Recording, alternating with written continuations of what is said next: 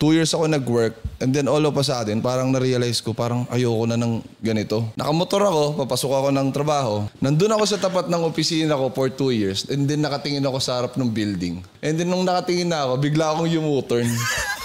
Parang yun yung moment na tinatawag kong leap of faith sa buhay ko. Matagal din akong natambay, pero nakita ko kasi merong iPad sa bahay. And then I started making videos. And itong time na to, nauuso na yung Vine. Paggising ko kinabukasan, doon ko na nakita yung reacts. And then lumipas yung 2 taon, wala akong kinita.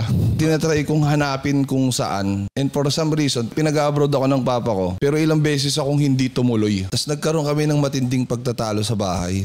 Bigyan mo na lang ako ng mga 3 months. Tapos binagsak ko yung upuan. Pag! Hindi mo kasi nakikita yung nakikita ko. Talaga nagtatalo kami ni Papa. Kasi naniniwala ka talaga. Naniniwala talaga ako. Ngayon si Papa, syempre, ang magulang natin at the end of the day, concerned lang sila. Tama. Para sa kung ano yung welfare natin. Kung ano yung magiging mangyayari sa future natin. Pero yun nga, tulad nga sinabi ko, I love you pa. Good thing na ginagawa niyo yun kasi may sense of urgency sa part mo eh. So yun yung ginawa ko. Then after 3 months, may nakuha akong pera. 50,000. Inabot ko yun sa kanila. Just to prove sa tatay ko na anong sabi ko sa'yo? May pera dito. Merong something dito.